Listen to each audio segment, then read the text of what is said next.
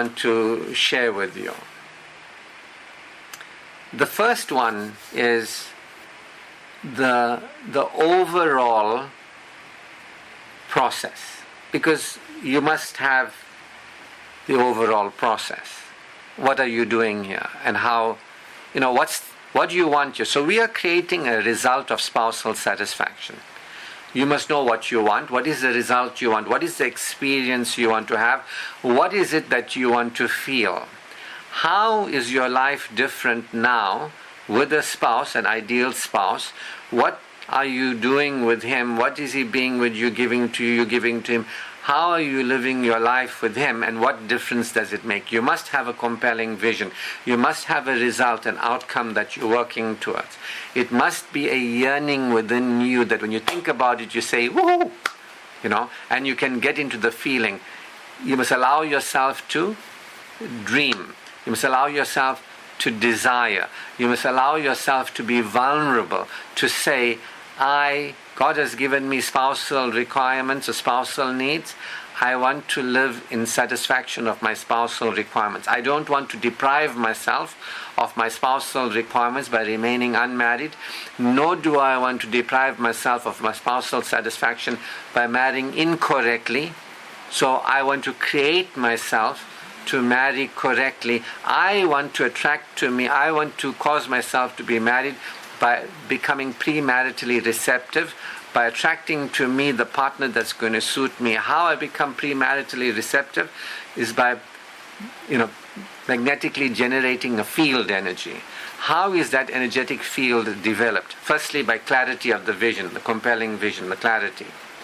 The dream, the desire, the aspiration for that. I really want that. A compelling vision is a vision that that is something that if you don't have it, it's not a loss, but if you do have it, it's a tremendous gain.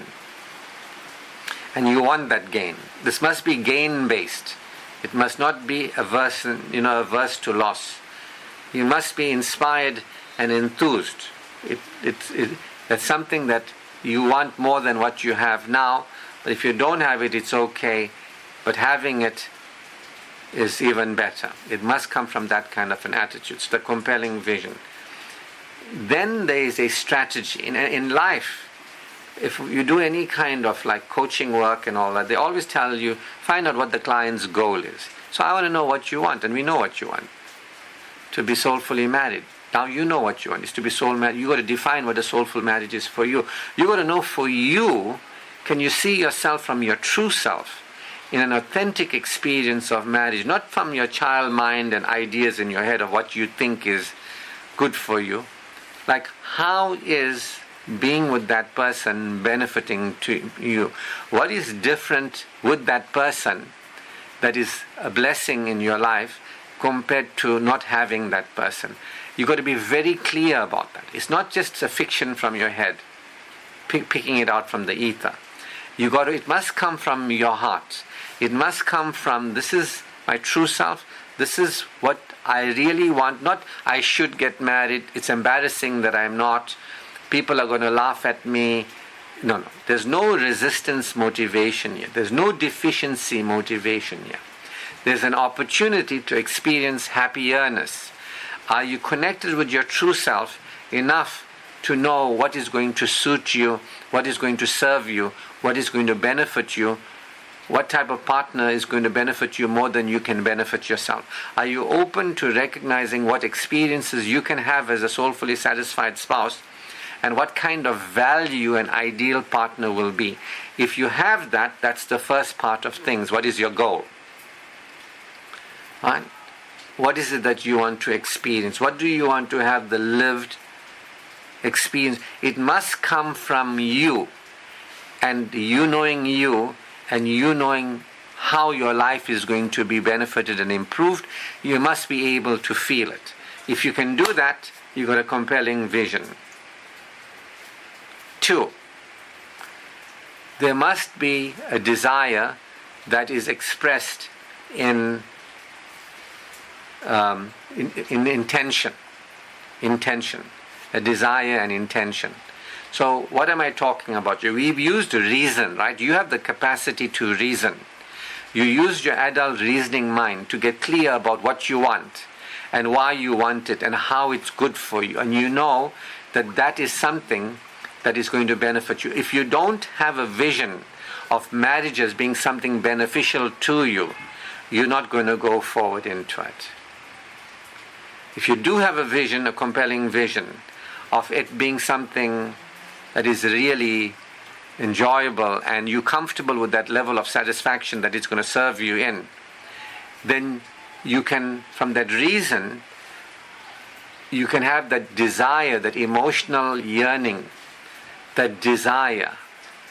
I really, really desire. That's something I'm looking forward to. It's not that I need. Remember, I spoke a lot about need and desire. Need is I'm feeling bad, I don't want to feel bad, I'm trying to not feel bad, I'm trying to feel good. Desire is I already feel okay, and I'm feeling happy now. But I'm looking forward to the happiness that this is. There's a real pure desire for this. What is your level of desire? So when it comes to coaching and all that, they usually ask you, what is your goal? And two, do you have a strategy? Do you have a strategy? So we do have a strategy. Our strategy is to manifest it, to pray it in. Our strategy is to use universal laws to attract into our life the partner that God has already put into the world. That's our strategy. So the strategy is, what is your level of desire for this? What is your level of desire for this? Now, your level of desire is based on your level of belief. So if you see this vision, if you stop and you cultivate this vision and you write it out and you say, look, Ashraf, this is where I am now and this is how I live now. With my partner, this is how my life will be even better. There are certain things in my life will remain the same and I want it to remain the same. But with my partner, these areas of my life are now different. My life is now different in these areas of my life. I am emotionally connected, physically connected, I'm sexually satisfied, whatever. This is the difference and I can feel it. So that is something you have to do from the true self, from being a happy person, focusing on being happier, and you got that. You write it down. So imagine Antonia saying, I love documentaries. My partner and I, we watch documentaries and we discuss documentaries. She writes it all out. But then I ask her, what's your level of desire? She says, honestly speaking, Ashraf, I'll just give you an example. I don't believe this can happen. I don't believe there's a man in the world who loves documentaries and watching documentaries with me. I don't believe it. See, what is your level of belief in that possibility? What do you believe? What is your level of belief?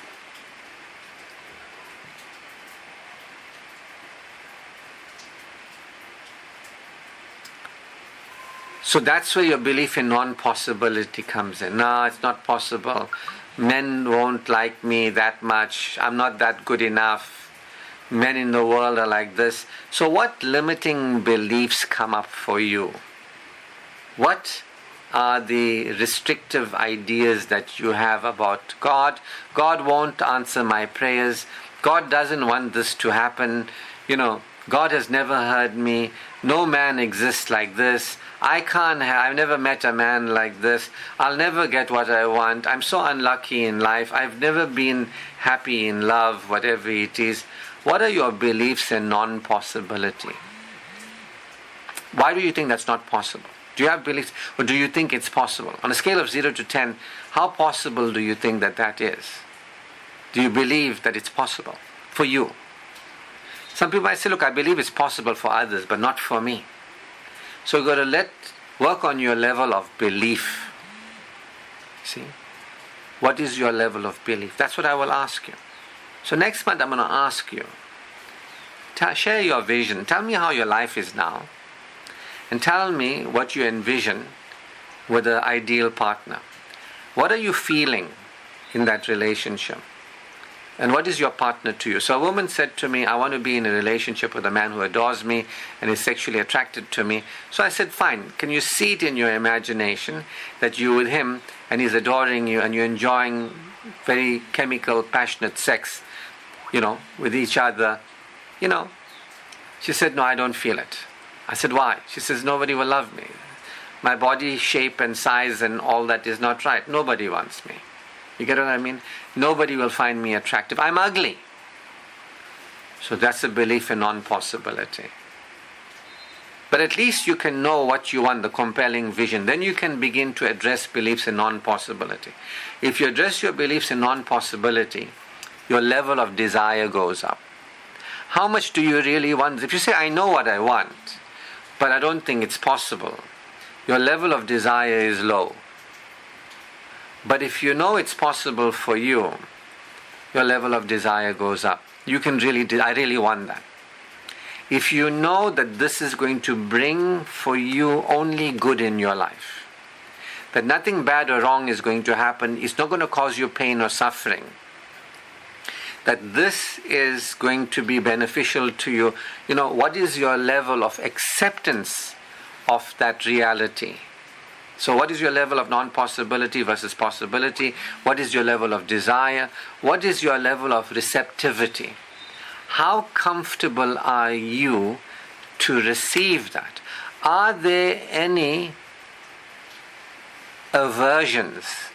Is there anything that you fear? So if you got that, you'll be happy. But what can happen that you might be unhappy about? So like some women tell me, I want to lose weight. I say, look, if you lost weight, what's good about that? They say, if I lost weight, I'd feel so much better, I'd feel healthier, I'd be able to fit in my clothes from years gone by, and all that. I lost weight. That's good about it. I say, what's bad about losing weight? If I lost weight, men might be interested in me. More interested in me. They might give me attention. And I can't handle that. Because when I was young, I was sexually molested. So I don't want men to look at me because I'm still feeling like a child, that they'll have their way with me, like I'm powerless. Maybe as a child, some man told somebody that you're so pretty, it's your fault I'm touching you and all that. I can't help myself. So you might have grown up thinking being pretty caused me to get sexually molested. You get what I mean? So sometimes you want something, but there's some anticipated danger and fear. What can happen? You get what I mean? What can happen that you feel you can't handle?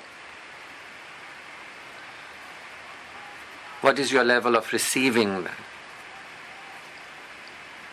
See? What is your level of trust in this process? What is your level of trust in this process? Do you trust in this process? That if you hold the vision, you let go of all your limiting ideas that you can't have this, and you accept that you can have it. If you have a high desire for its achievement, the experiencing of this, if you release any blocks and barriers to receiving it, that you can have it. What's your level of trust in the process? Now, Ashraf, I think all this is nonsense. I don't believe in prayer. God never heard my prayers, not once, whatever it is. What's your level of trust? Meaning, what is your level of doubt? Because one of the things that's going to hold you back is doubt, faithlessness, fear. So what is your level of doubt? What is your level of fear? It won't work out for me. Something bad might happen. So what is your level of trust? What is your level of faith in this process? I'm prepared to trust you. You know what you're talking about. It worked for other people. I'm prepared to give it a shot. Prepared to trust. I'm prepared to try it and see what happens. All right, so these are questions around the compelling vision related to the compelling. There must be possibility consciousness, level of desire up, level of receiving. There must be no anticipated danger or harm to you in any way, and that's a level of acceptance. There must be no doubt that you're carrying doubt. There must be trust, have faith in the process. That's 90% of the work. 90% is a compelling vision in that particular way. So what's the rest, the strategy? The rest is having an intention. Intending. Now that you feel, you know what you want, you know it's possible, you desire it, you have a level of acceptance of receiving it, you have a level of trust, now you can claim it for yourself. You can claim, say, I am choosing to create this reality within through God. I'm using my God-given power of prayer to have Him produce this reality for me by sending me the ideal spouse. I release into God. I'm going to use a process that is working with God to produce this result. I'm going to invoke God. I'm intending. Intending has got to do with your will. So I told you you can use your reason. I told you can use your desire and feeling. And I'm telling you, you can use your will. Your will. You have a will. You have a authority within you that you can will things into being with and through God. God has created the potential for you to be a satisfied spouse and the possibility for you to live as a satisfied spouse. You can step into that potential, that possibility. You can say, I'm so thankful that God has already given me the potential. The potential for me to being the satisfied spouse already exists. The possibility already exists fifth dimensionally. I am going to use my spiritual self. I'm going to work with my inner world. I'm going to work with what Ashraf says, the outer world is a reflection of the inner world. I'm going to work with my vibration to actually have God shift my reality and match my vibration.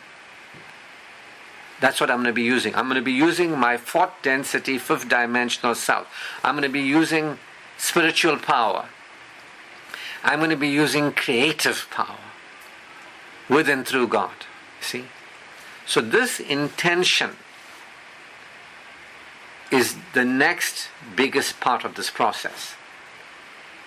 Next month, once you bring all your feedback to me, you answer these questions. I'll ask you, please answer these questions either with me personally or on paper or in the notes.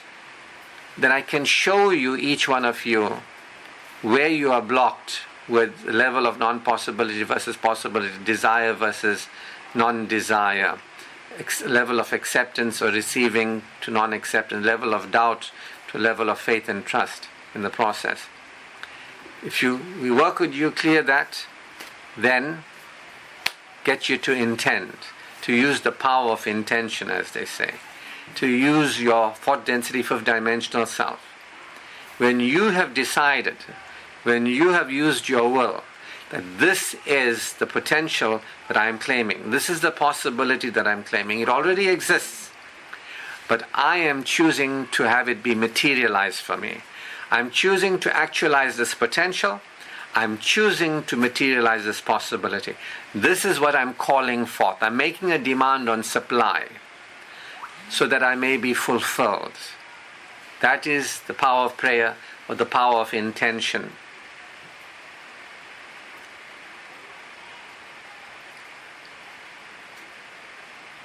Then comes the energizing and expectation of what you energize, which is the next part of prayer. So what is energizing? Energizing is that I commit to every day stepping into that reality, immersing myself in that reality like it already is. I am prepared to change my vibration. I am prepared to generate a different vibration. And every day I am going to energize the reality I desire. I'm going to see and feel myself as the spousally satisfied woman in the spousally satisfying marriage until it becomes so familiar to me that I even forget that I am not yet married and I don't have my partner. I'm going to be more interested in the vividness of the desired experience as an imagined reality, as an imagined, seen and felt reality. This is energizing. So every day you'll have a path of practice to energize what you want. It involves you taking out your book, writing your notes, stopping and seeing yourself in that reality like it already is, feeling yourself to already be there, already having this man and already enjoying yourself with him. And that is happening in fact now. You don't know who he is, but you know he's there, and you know what you're doing with him and what you're enjoying with him. You already know all that. And you are that woman in that reality, and you energize that. And when you energize that with expectant trust. Expectant trust. You exercise that with eagerness, of anticipation. Like, this is what I'm seeing. Because I'm seeing it and feeling it, it is the law that it will come to pass. Because energy is always reflected back, and I'm expecting this to come to pass. Sooner or later, I will have the lived experience in the physical of what I have energized to feel comfortable with me in the imaginal. What I am energizing as the woman I want to be in the marriage I want to have with the husband I want to have, it's become so familiar in my feeling state that it's more vivid than what's going on now. And when that has happened, it is just a matter of time till the reality starts changing. In fact, once you start doing this regularly, you'll start noticing people coming your way and giving you attention. You understand? So that's, the first one is a compelling vision and its associated points. The second one is the intention, the choosing of the potentials and possibilities, the claiming of that reality, that it will come to pass using your will. It's the first part of prayer. The second part of prayer, which is the third part of this process, is the energizing of that reality.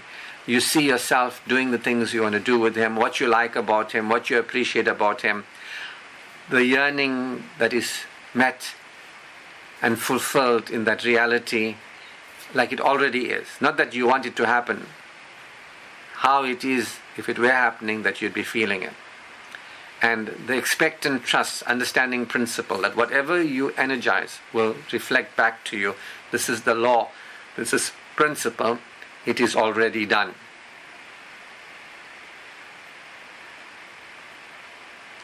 So this is the core process. The core process.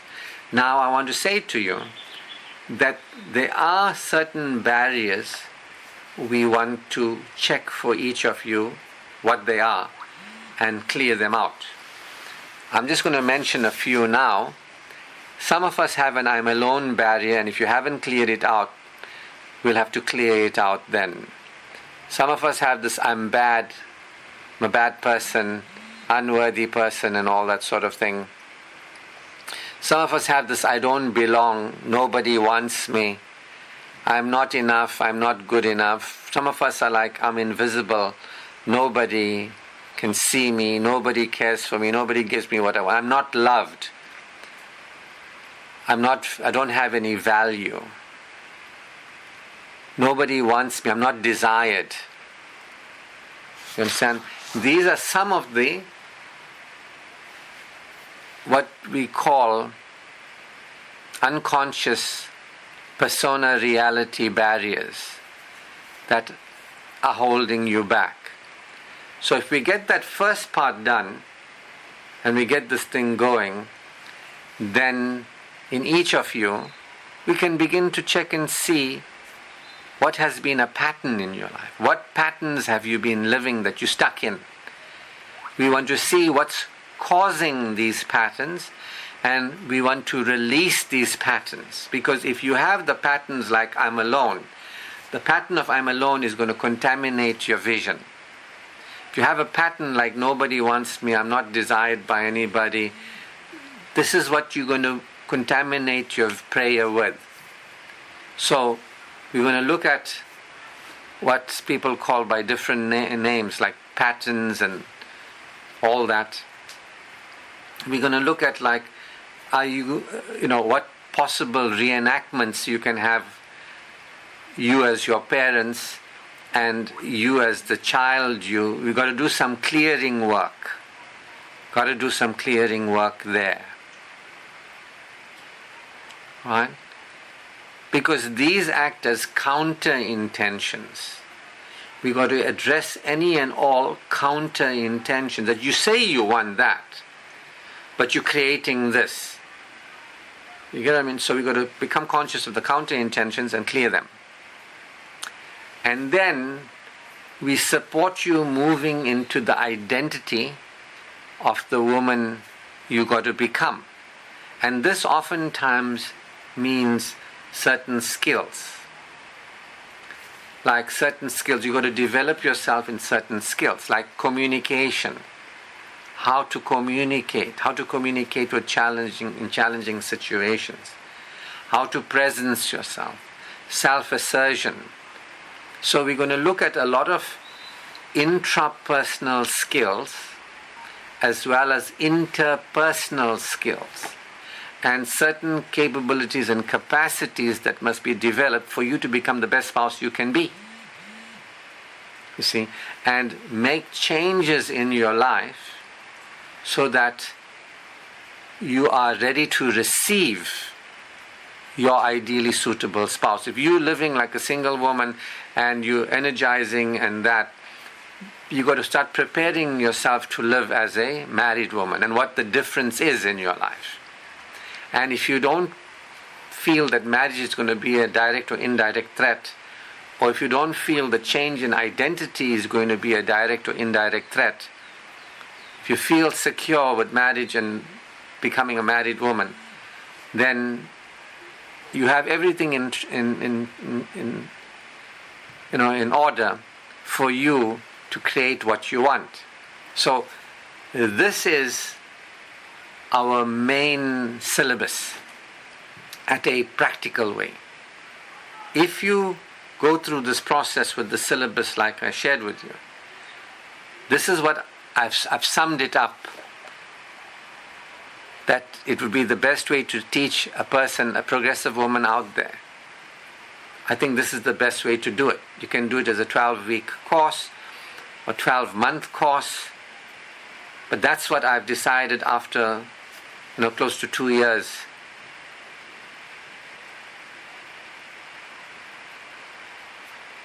With 21 months with the 90-minute sessions.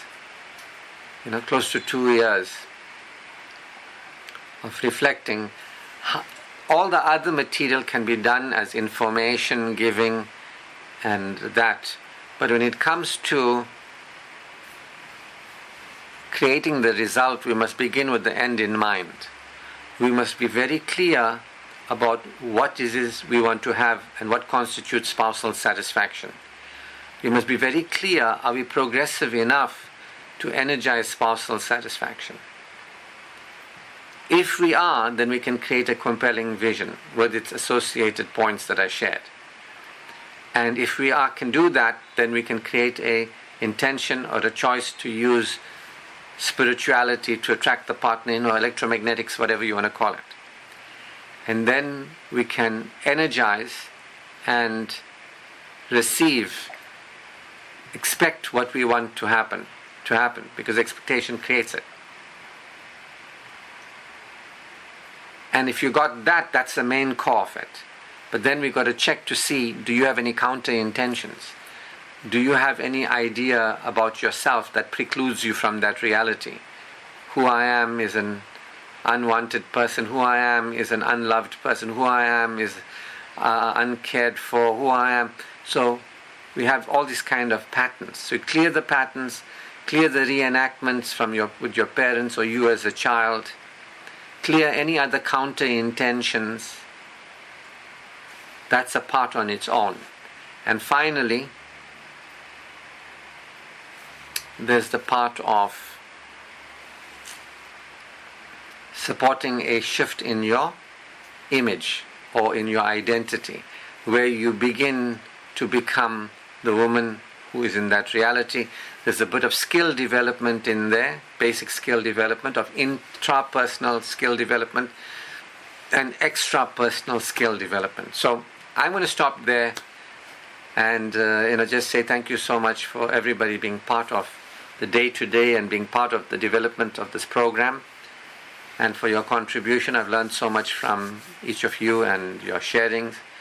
And remember, I'm not a woman, but I've counseled women for 30 years or so. And I know all kinds of issues that women have had. And by being with you guys, you inform me as to what challenges you've had and what you have. And then we address those challenges.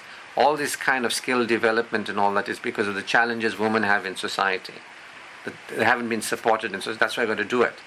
And in time, it will be the norm. Currently, there's no role models of this. In the future, you people will be the role models of this in society. Currently, people can't do it by themselves because they've got no image of what it looks like. We're doing the hardest work now. Those of y'all who do this work will be doing the hardest work. From here, in time, people will have role models. People will automatically move in that direction. So, from my side, I'm very grateful and the way the direction of this course has went, and for your contribution. And if you have any sharing now, you're welcome to share any questions now. I would urge you to do your homework. Develop that compelling vision. At the very least, what you have got here is an education around prosperity. You understand why you are not as satisfied as you could be. You have not felt that inner flow and the flow with yourself, and you haven't been open to the enjoyment of life. At the very least, you can understand that life is not happening to you. It's happening through you. You are unconsciously programmed. And you can unprogram yourself. And you can reprogram yourself, or to live without programming as a healthy spiritual human being, unprogrammed. Living, So, I'm going to stop there. Thank you again.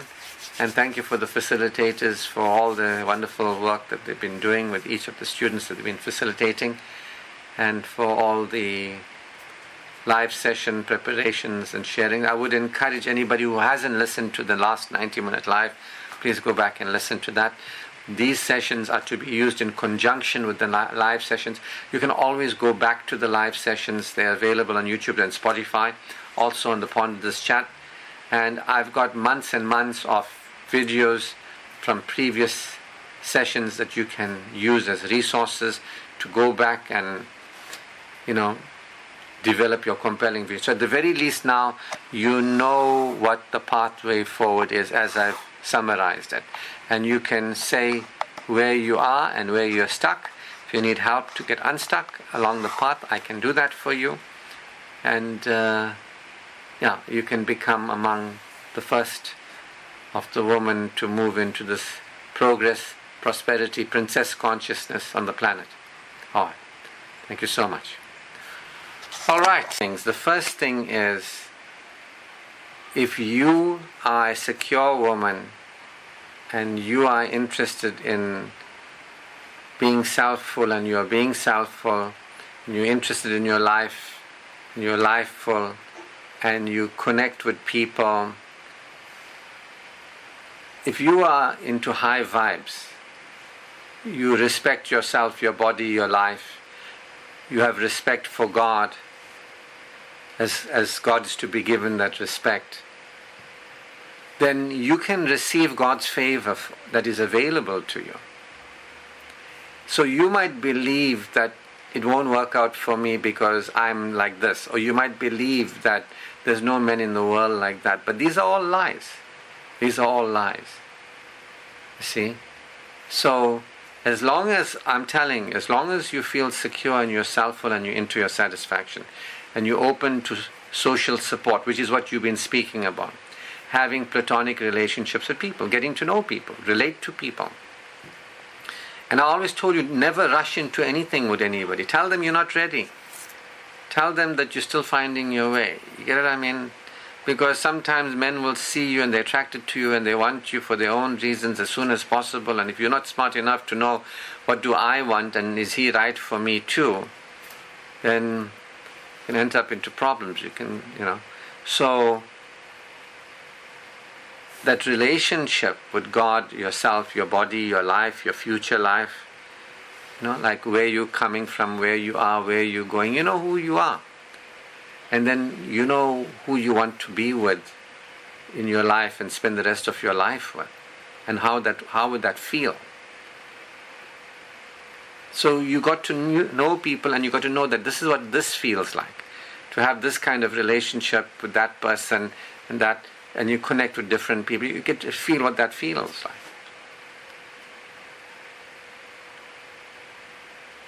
And then you can choose what you really want to feel with the combination that's important to you, that is your highest value. What's really important to you. And that's what you did and that's what you got. So this methodology I'm sharing with you hasn't been shared on the planet in the way I'm sharing. It's different parts of it have been shared with different people at different times. But the way I'm sharing it with you, it has never been shared like this on the planet, in this modern way. So if you give it a shot, and you are this person who's at these 4 levels of security, selffulness, satisfaction, social support, if you're enjoying that, then the 5th level of spousal support and satisfaction will follow. It's the next natural step. That's why I say to you, when you're developing your compelling vision,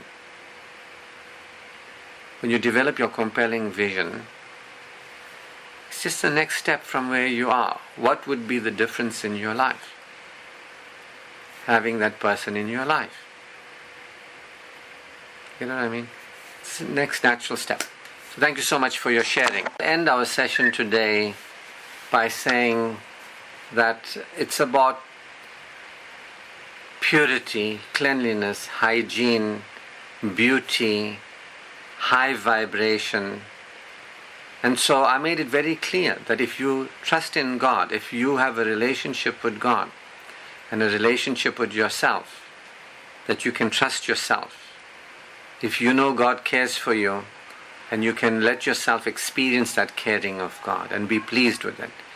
And if you can know that God gave you the ability to be caring to you, that God wants good for you, cleanliness for you, purity for you at every level, hygiene for you at every level, and you can want for you with clarity, hygiene, and cleanliness for you, health at every level. You can want that for you. You can be inspired.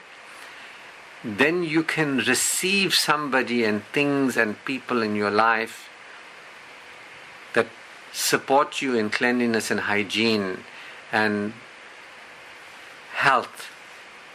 And we're talking about spousal health here. You can't have spousal health while you're single. You understand?